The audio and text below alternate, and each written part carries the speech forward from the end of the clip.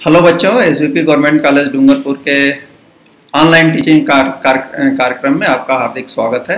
और आज हम फिर बात करेंगे इंडियन कॉन्स्टिट्यूशन की, और इसके तहत हम बात करेंगे रूल ऑफ लॉ की और राइट टू इक्वलिटी की। जैसा कि आप जानते हैं कि इंडियन कॉन्स्टिट्यूशन में हमको 6 प्रकार के अधिकार दिए गए हैं, मूल अधिकार दिए गए हैं, जो संविधान के भाग 3 में है। वैसे आप को इस बात की भी जानकारी रखनी चाहिए कि जो संविधान 26 जनवरी 1950 को लागू हुआ था, उसमें उस मूल संविधान में हमें 7 प्रकार के अधिकार दिए गए थे, 7 प्रकार के मौलिक अधिकार दिए गए थे। लेकिन जब मोरारजी देसाई की सरकार आई 77 के इलेक्शन में, तो अगले साल यानी 1978 में 44th अमेंडमेंट आया था कॉन्स्टिट्यूशन में, और जिसके तहत जो संपत्ति का अधिकार था उसको हटा दिया गया मौलिक अधिकारों के भाग से और उसको एक कानूनी अधिकार का रूप दे दिया गया। तो संपत्ति का अधिकार जो मौलिक अधिकार था हट गया, तो अब हमारे के पास कितने अधिकार बचते हैं? 6 अधिकार बचते हैं। तो इन 6 मौलिक अधिकारों में जो पहला अधिकार है वह है समानता का अधिकार, जो आर्टिकल 14 के अंतर्गत दिया गया है। समानता का अधिकार 2 बातें कहता है। राइट टू इक्वलिटी में 2 बातें हैं।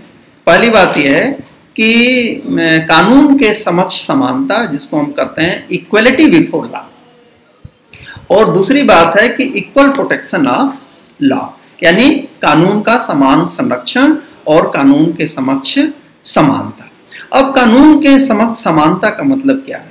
कानून के समक्ष समानता का मतलब यह है कि चाहे कोई भी व्यक्ति हो, चाहे वो किसी भी कास्ट का हो, रिलीजन का हो, उसका जेंडर कुछ भी हो, उसकी लैंग्वेज कुछ भी हो, रेशियली डिफरेंट करता हो, लेकिन इससे मतलब नहीं है आप प्रेसिडेंट हैं कि आप एक आम नागरिक हैं। यदि आपने एक समान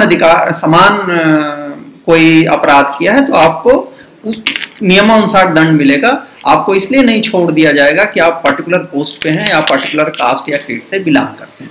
तो कानून के समक्ष सभी लोग समान हैं। ये चीज पहले नहीं होती थी। जो हमारा पुराना समाज था उसमें नहीं होता था। उसमें जाति के आधार पे, वर्ण के आधार पे, जेंडर के आधार पे अलग अलग पनिशमेंट थे। एक ही अपराध के लिए अलग अलग पनिशमेंट थे। लेकिन रूल ऑफ लॉ या राइट टू इक्वलिटी ये कहती है कि सरकार के समक्ष सभी व्यक्ति क्या हैं? सभी व्यक्ति कानूनी रूप से समान हैं। और इस समानता का दूसरा पक्ष ये है कि एक प्रोटेक्शन आपको कॉन्स्टिट्यूशन देता है आर्टिकल 14 में, कि यदि आपके साथ कोई अन्याय होता है, और फंडामेंटल राइट्स के संदर्भ में बात करें तो यदि आपके जो फंडामेंटल राइट्स हैं उनका वायलेशन होता है, तो आप कोर्ट की शरण में जा सकते हैं, कोर्ट का संरक्षण ले सकते हैं और कोर्ट आपको मना नहीं करेगा। अब सवाल ये है कि ये जो 14 है वह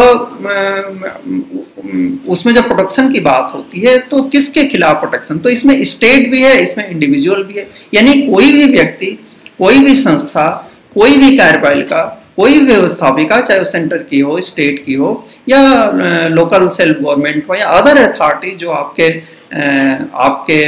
क्या कहते हैं फंडामेंटल राइट को वायलेट करते हैं, यदि ऐसा कुछ होता है तो आप उसके विरुद्ध कोर्ट में जा सकते हैं और कोर्ट आपको कानूनी क्या कहते हैं संरक्षण प्रदान करेगा। तो एक लाइन में यह है कि पुरानी असमानताओं को जो सामाजिक आधार पे की जाती थी उनको हटा करके हमारा संविधान एक समतामूलक समाज की स्थापना करना चाहता है, जिसमें सभी व्यक्ति कानून के समक्ष समान हैं और सबको कानून का समान संरक्षण प्राप्त है।